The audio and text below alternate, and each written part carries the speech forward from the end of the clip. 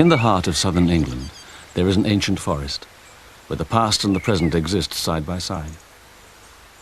Once a wild place, generations of hunters, farmers and foresters have each left their mark on the landscape.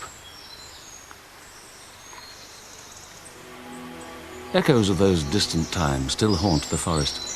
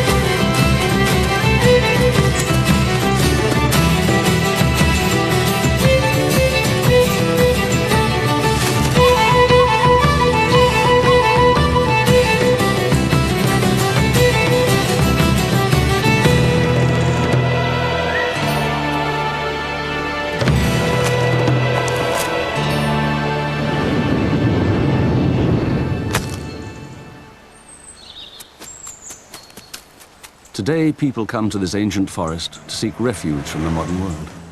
Only 80 miles from London, it absorbs 8 million visitors a year. We know it by the name it was given nearly 1,000 years ago, the New Forest. Before then, it was known as Ytene, the Wild Wasteland.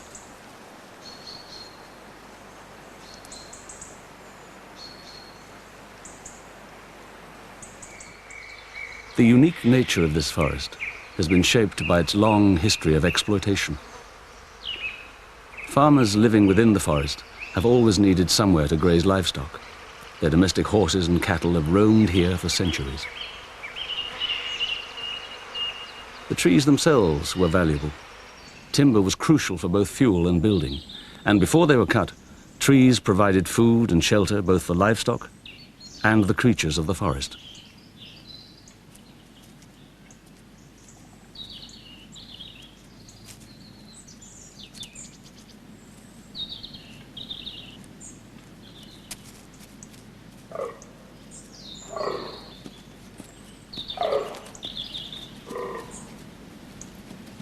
But for a long time, this was a royal deer forest. The term forest does not simply refer to woodland. There are areas within the New Forest where trees may never have grown. It was a place subject to forest law, regulations promoting the welfare of the deer at the expense of the local people. So much so that often there was little choice but to break this law.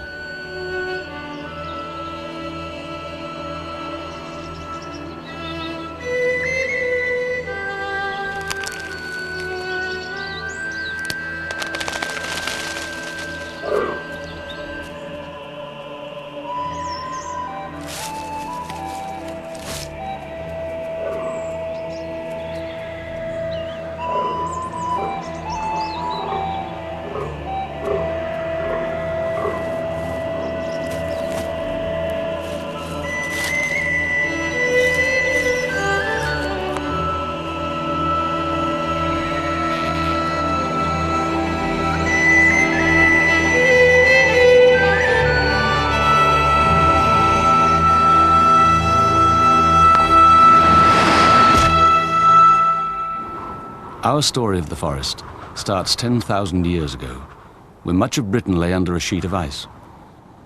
The glaciers didn't reach the New Forest, but here it was bleak and bitterly cold.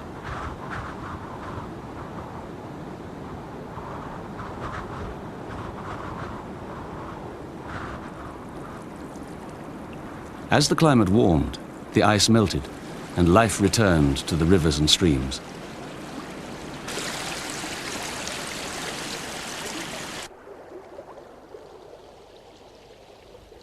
Lampreys gathered in the spring to spawn, as they still do today. These primitive fish have no jaws, just a sucker around the mouth, useful for moving stones to clear a gravel nest.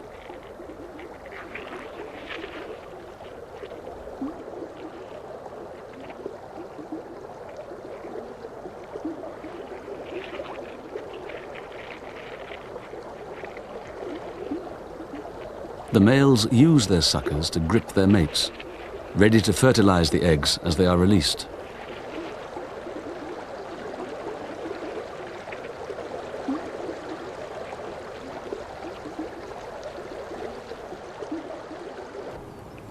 As the ice retreated, bogs and heaths emerged. On the very poorest soils, trees would never grow. These are some of Britain's oldest landscapes, descended from the thawing tundra of the Ice Age. Today they still attract creatures from the far north. This is the handiwork of a butcher bird from Scandinavia. The great grey shrike, a winter visitor, catches small birds and reptiles and impales them on thorns. The butcher bird keeps a well-stocked larder.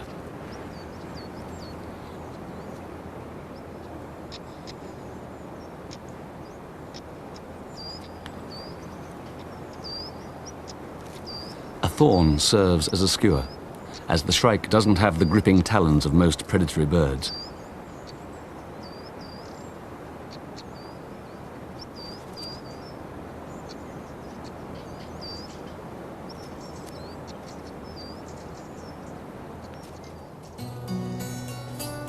As the land grew warmer, the first trees took root, pines and birches. Red deer lived in these open forests.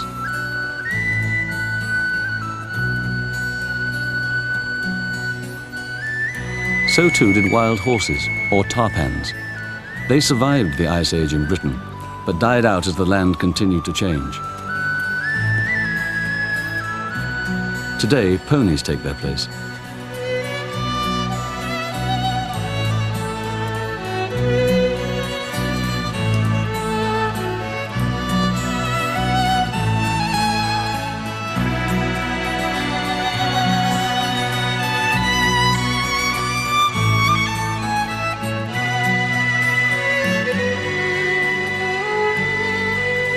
After the pines and birches came the broad-leafed trees.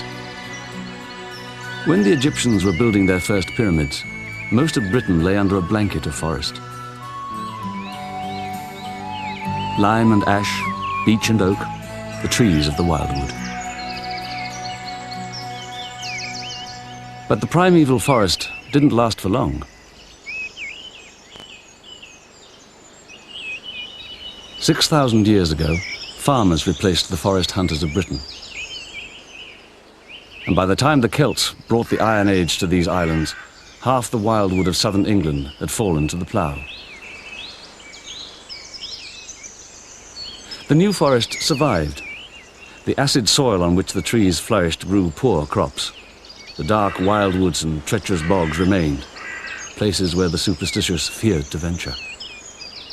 To the Celtic people, the forest was a sacred place.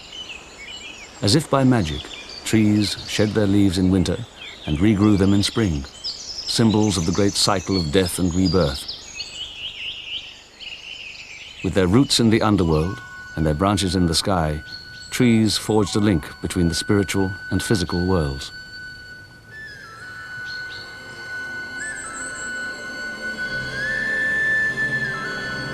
One creature of the wildwood also embodied these mystical qualities. Deer shed their antlers and grew new ones each year, and so mirrored the symbolism of the trees. They came to represent the vitality of the forest.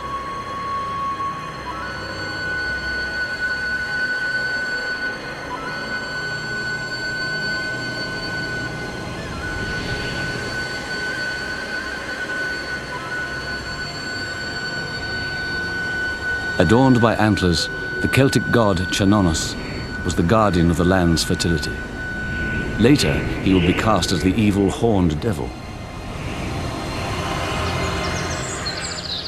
But a domestic animal held the highest place of honor in the Celtic spirit world, the horse. Epona, the horse goddess, was worshipped by the Celts throughout Europe. Today's New Forest ponies are almost as highly regarded. Though their origins are unknown, they are domestic horses, introduced long after the wild forest horse became extinct. But they may well have been here when the Roman legions landed 2,000 years ago.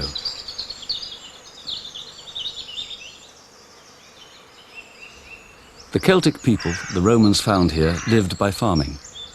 Although the forest provided a place to hunt, it was just as important for grazing their cattle and horses. In time, this would change the nature of the forest. Centuries of hungry mouths stripped the forest floor of woodland plants and most of the shrubs. These open pasture woodlands are very different places from the claustrophobic tangle of the wildwood.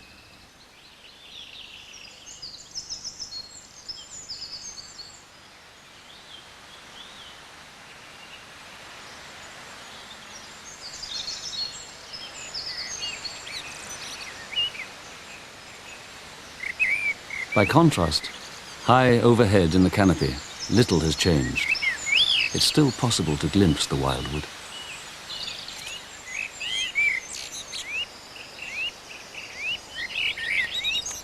Redstarts, woodpeckers and tree creepers have always lived in these woodlands.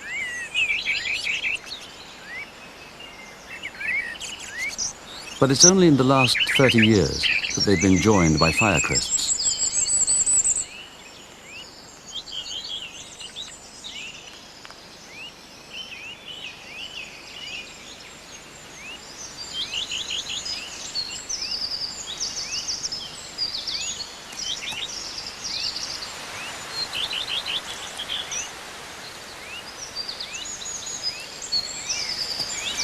It's the cock hawfinch that starts the nest to entice a hen into his territory.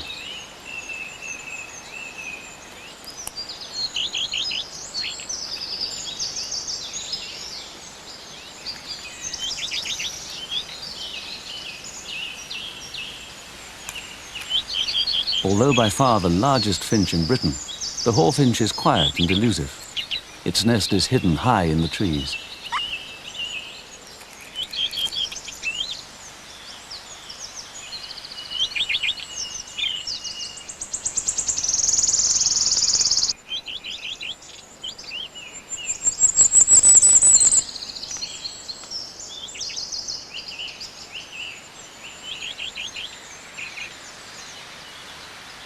The hawfinch's massive beak can crack cherry stones, the hardest of the seeds and nuts that it feeds on. But now it delivers a mixture of insects.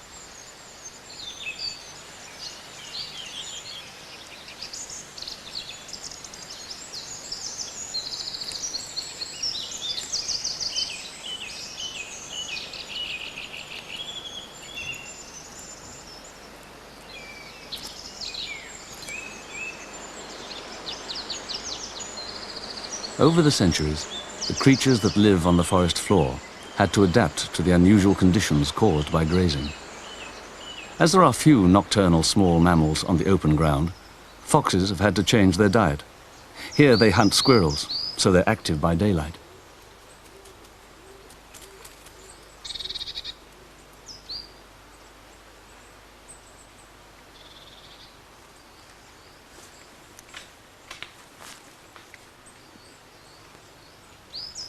Since food is in short supply, there are fewer foxes here than on farmland or in cities.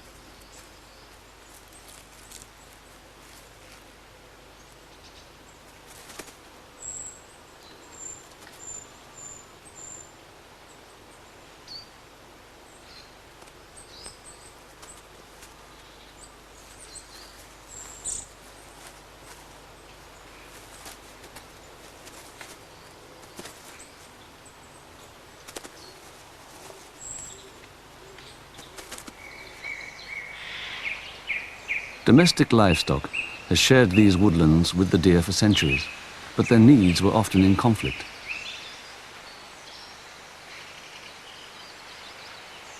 Deer require some ground cover to hide fawns until they're strong enough to follow their mothers.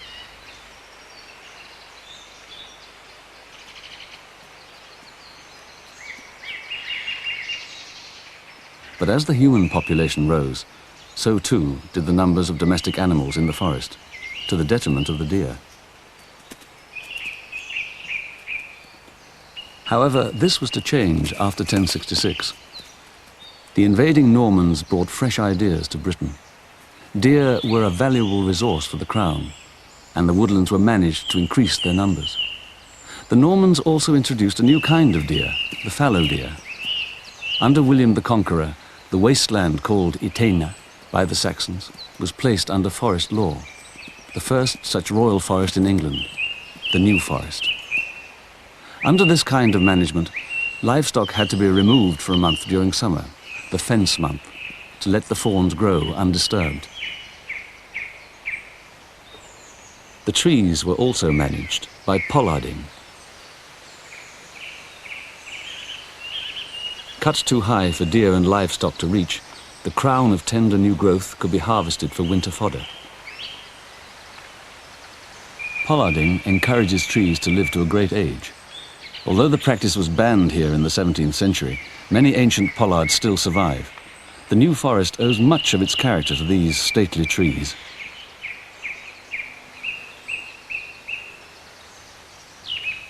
Old trees foster a diverse community of animals and plants, especially slow-growing lichens, mosses and liverworts.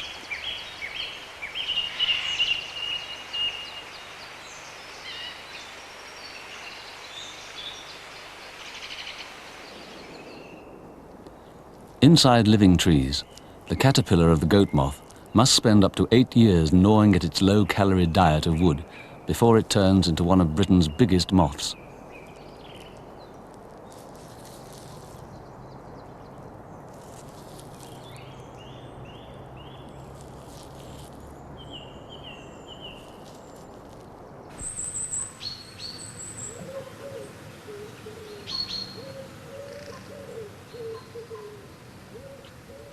The injured tree oozes sweet sap, which entices insects such as hornets.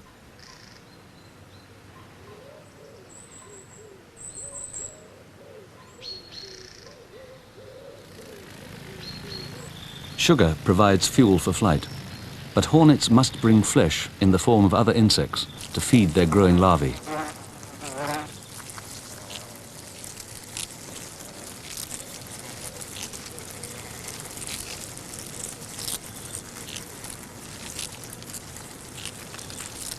The New Forest is now one of the few strongholds of these large wasps.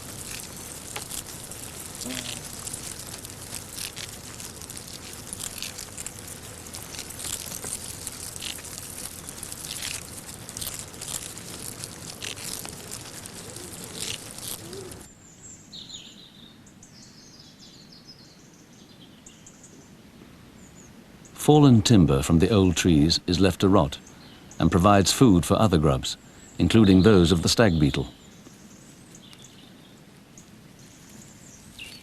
The adult males have huge jaws, which they use in battle like antlers. In other woodlands, where fallen logs and stumps are meticulously cleared, these combats are a rare sight.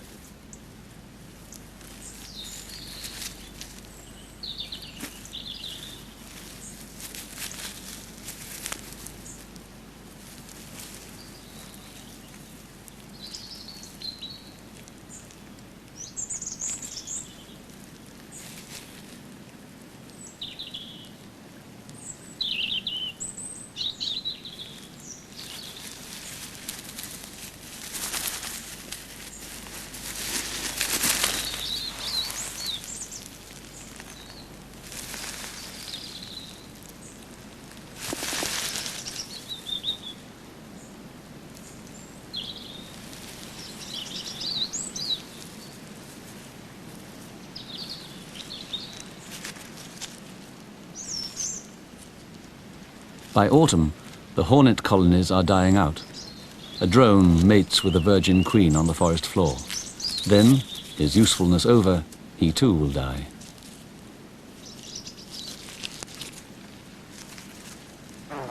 Before the end of autumn, the new queen must find a place to hibernate amongst the ancient trees.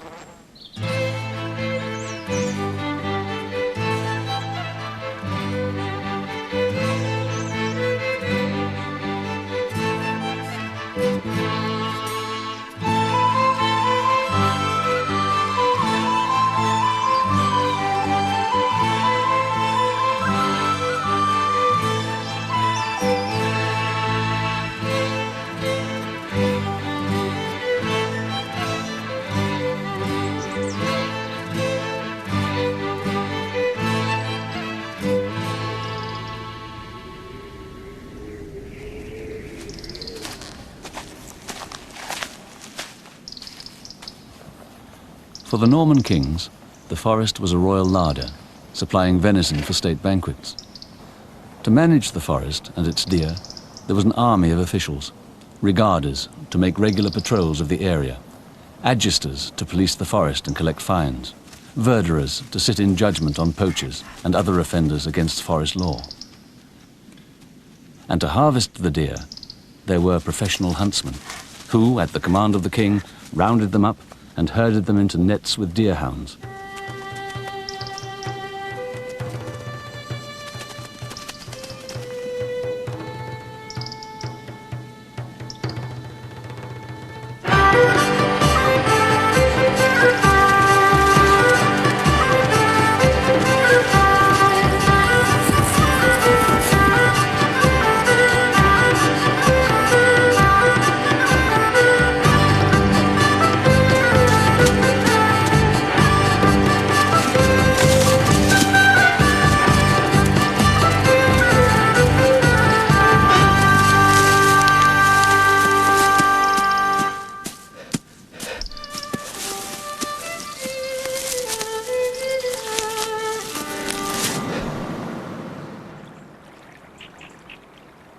Under royal protection, the deer flourished as never before.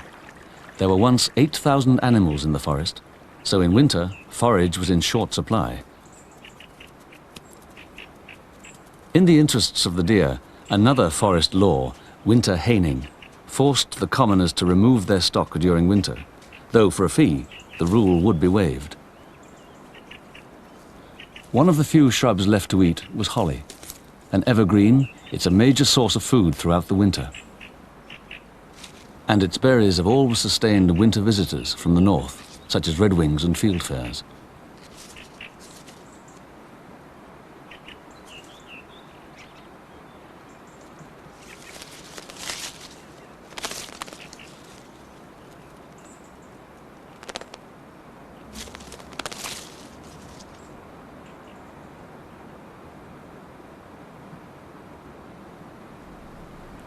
The king's deer were protected by harsh laws.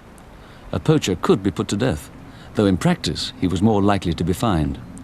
Filling the king's treasury was far more important, since royal forests were an expensive luxury.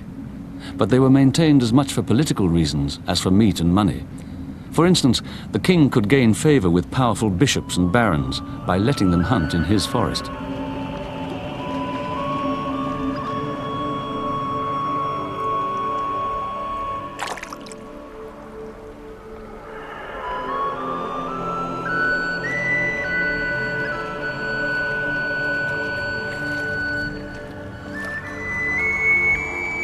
Where the forest flooded in winter, pools provided a temporary home to teal, quarry for the nobleman's falcon, the peregrine.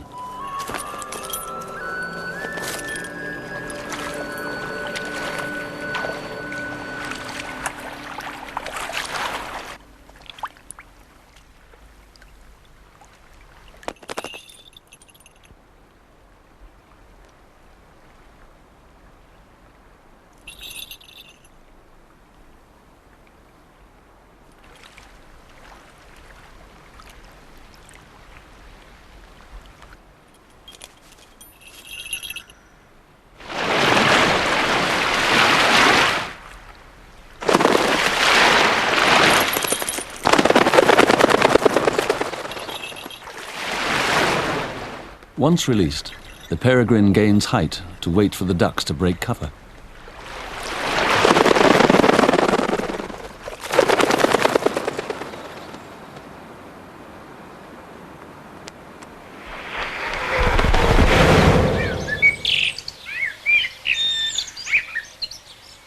With the passing centuries, supporting the deer became uneconomical. The forest warden still had considerable powers, but the deer themselves were a nuisance when it came to exploiting the forest in other ways. Wood was the building material used for everything, from walls and fences to furniture and wheels. Craftsmen and tradesmen came from far afield. There was an unlimited crop of wood.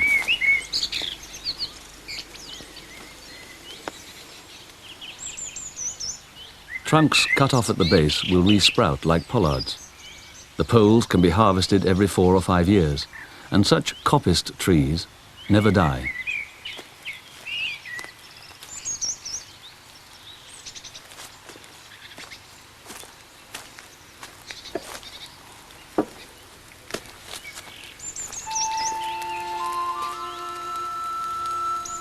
Coppiced woodlands also fueled the iron forges of pre-industrial England. Burnt slowly in these kilns, wood produces charcoal.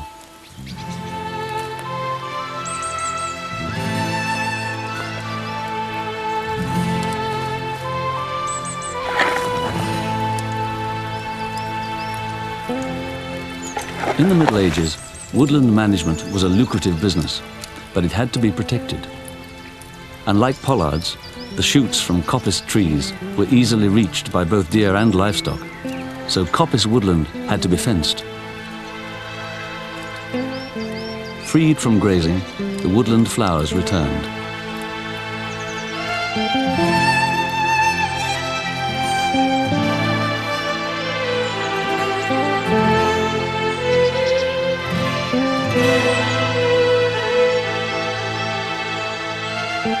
Coppicing opens up the canopy, letting light and warmth reach the forest floor, to the benefit of the flowers.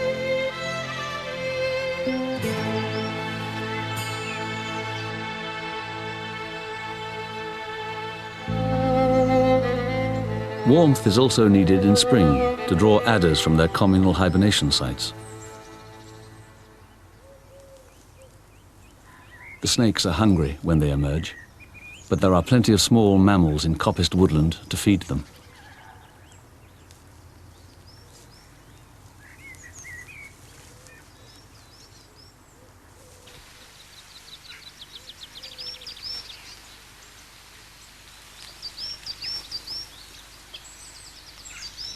Adders are normally creatures of more open ground, but these woodlands are warm enough for them to prosper and breed.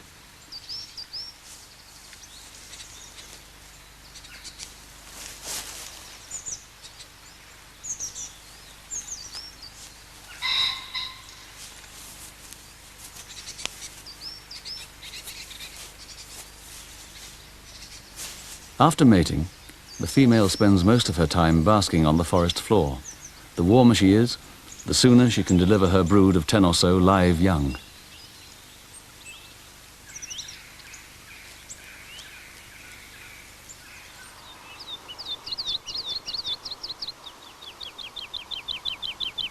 Beyond the ditches and fences of the enclosed woodland, grazing and farming continued. On the poor soils, this often resulted in the spread of heathland. Most of these heaths are man-made.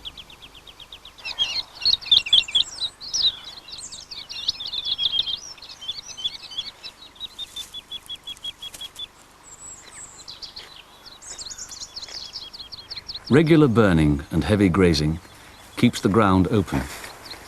It's only these low heaths that resound in spring to the voice of Britain's best songster, the woodlark.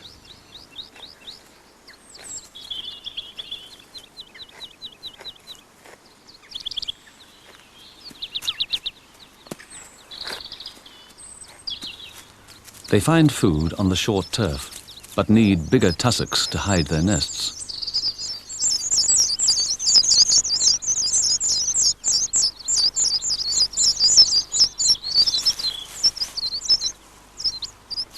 It's all but invisible, even to the creatures whose teeth and hooves helped create the surroundings it needs.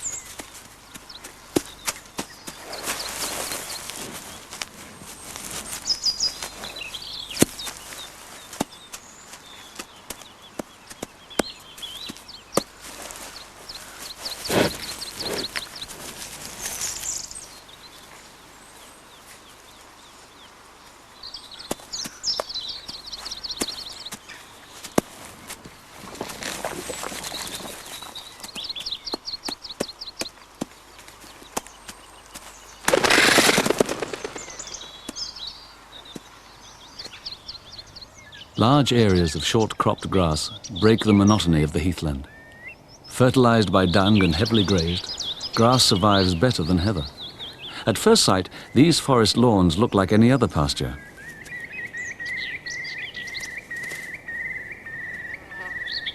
But even here, there are surprises. For this is one of Britain's rarest fungi. It can only grow on the dung of horses feeding on natural pasture. The flowers that survive here only do so because they're distasteful. Marsh gentian and autumn fellwort.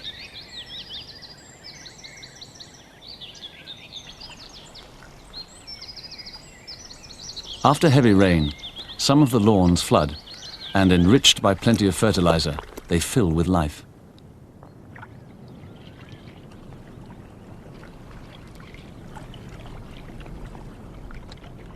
Tadpole shrimps and fairy shrimps hatch from drought-resistant eggs to grow and breed before the pond dries up again.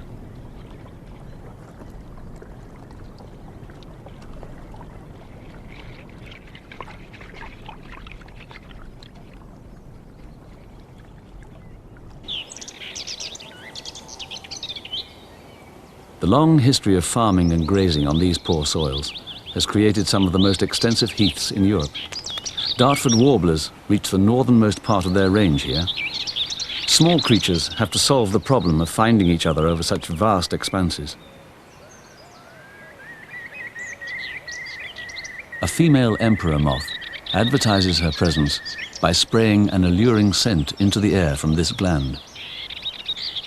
Carried by the wind, the chemicals are detected several miles away by the male's antennae. She's signaling her willingness to mate, and he receives the message. It takes only a few molecules of this powerful aphrodisiac to excite the male, and he sets off upwind to follow the trail.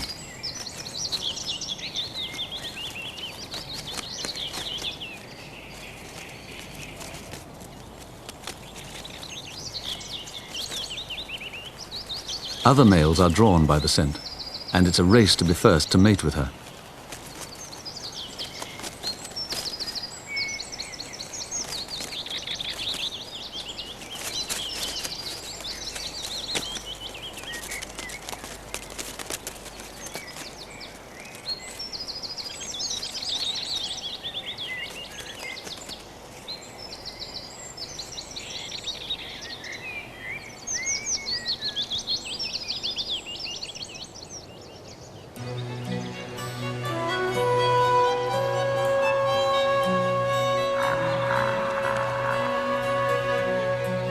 The New Forest is a patchwork of ancient woodlands, bogs and heaths, each with its own rich natural history.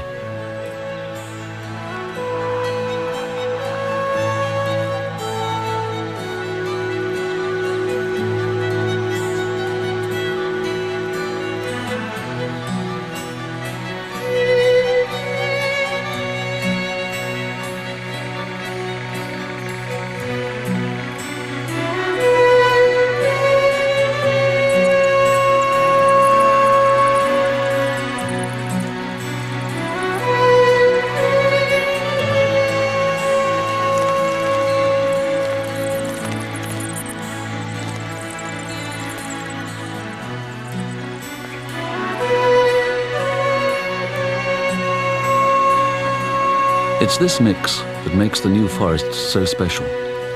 Badgers that dig their sets in woodland often leave them at dusk to forage for dung beetles on the open lawns.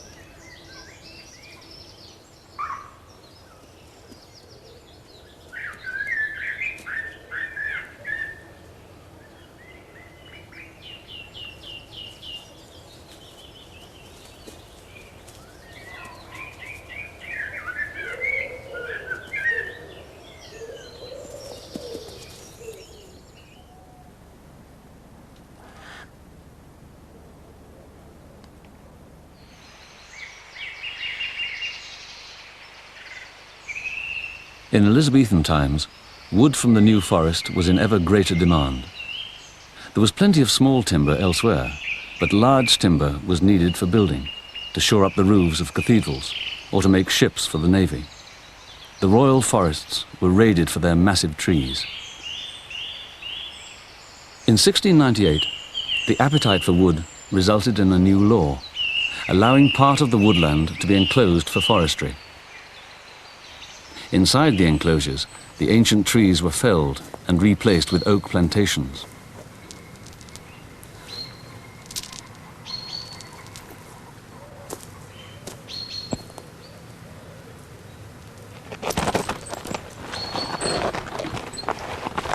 But to avoid a peasant revolt, the same law had to recognize the rights of the local people to use the open forest as common land. The foresters would have to be content with only part of the forest, at least for the time being.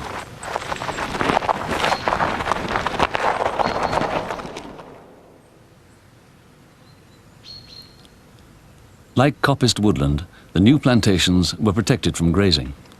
Insects flourished as never before on the shrubs and flowers that covered the ground.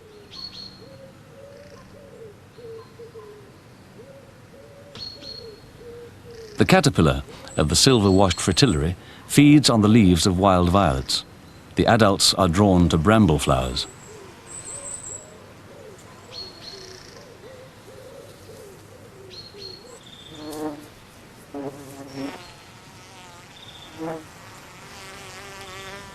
Skippers, white admirals, longhorn beetles, the abundance of insects turned these plantations into rich collecting grounds for 19th century naturalists.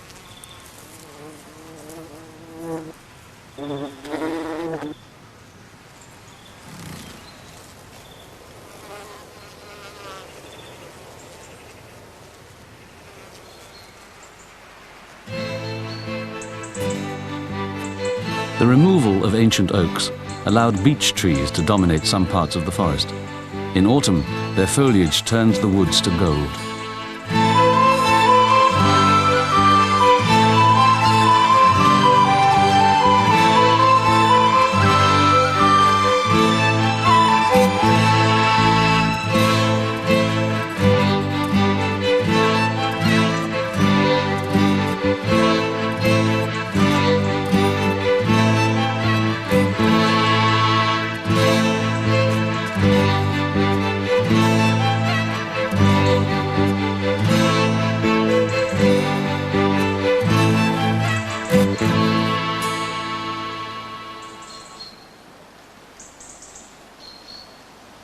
It's during autumn that most fungi make their appearance.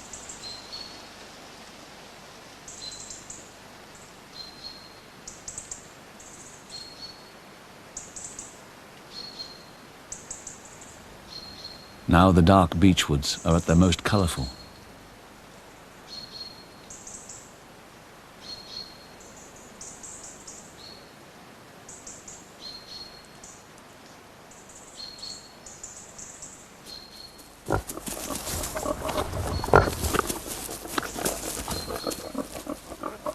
This is the time of year when the commoners exercise their right of mast.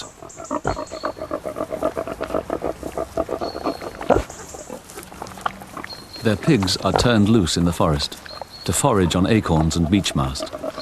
Conveniently, the pigs eat the green acorns, which are poisonous to deer and other livestock. The pigs themselves seem to be immune.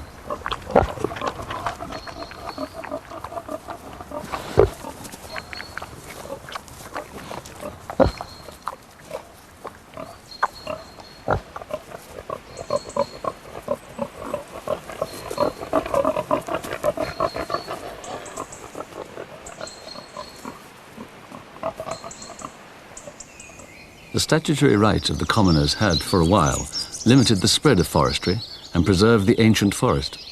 But the timber here was still too valuable simply to ignore.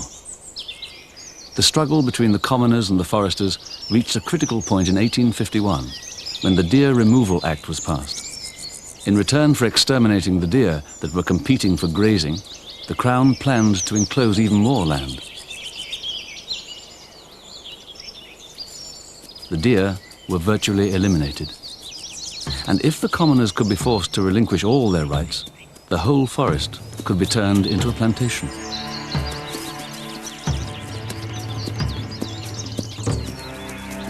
So these rights were made less valuable. Now, even in the absence of deer, the rules of the old deer forest, winter haning and the fence month, were strictly enforced.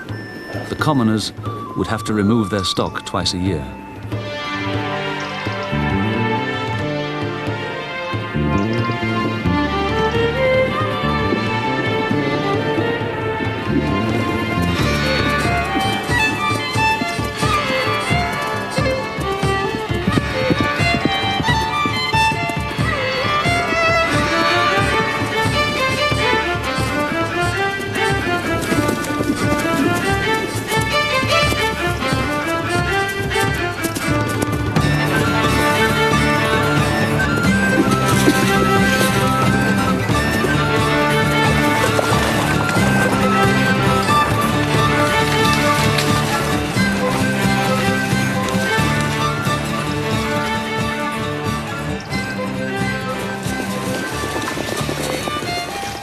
But the commoners refused to give in.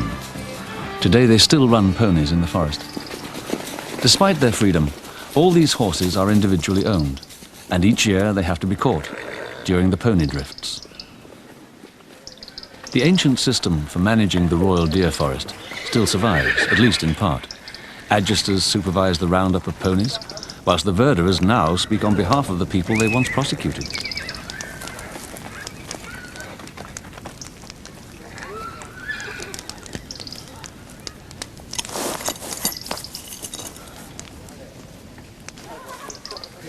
The ponies are branded and tail-marked to show that the fees have been paid, allowing the animals to have the run of the forest.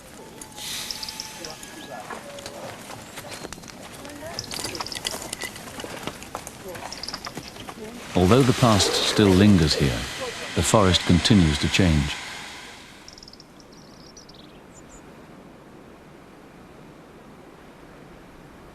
Mandarin ducks, recent escapees from wildfowl collections, are now at home on the wooded rivers and ponds. These secluded pools are similar to the river valleys of China and the Far East, the original home of these tree ducks.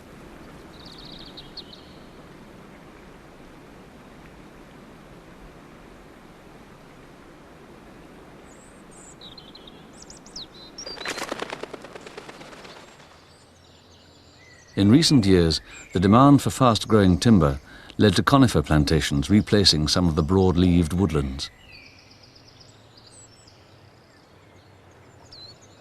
Pine and larch trees, planted in tight rows, may make economic sense, but only a few creatures make use of them.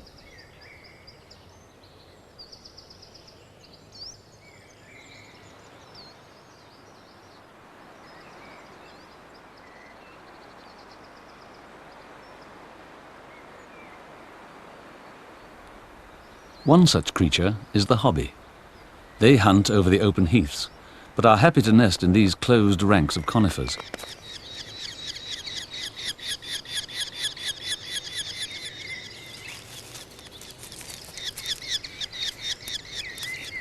They've taken over an old crow's nest. These falcons rarely build their own.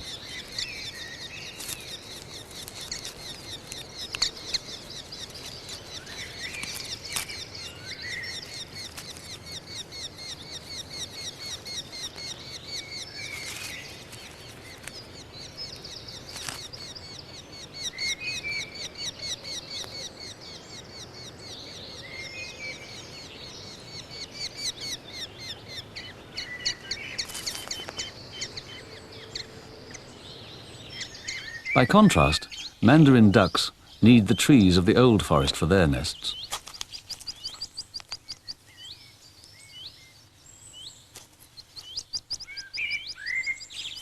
The chicks are hatched high in a hollow tree and have no choice but to take a leap into the unknown.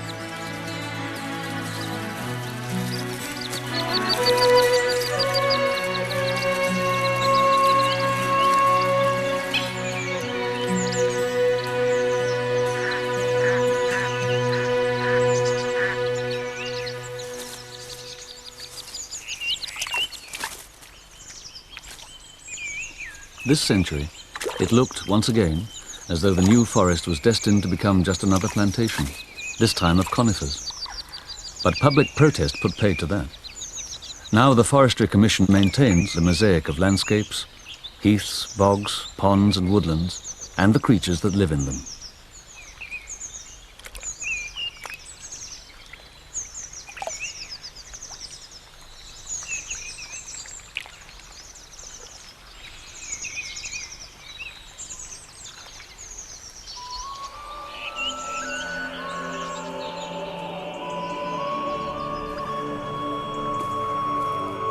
The layers of history that have made this mosaic are still close to the surface in these ancient woodlands.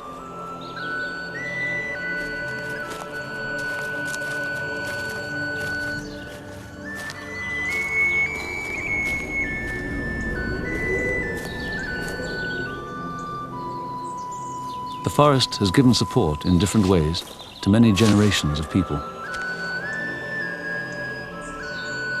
Can it now bear the burden of ever more visitors seeking spiritual refreshment?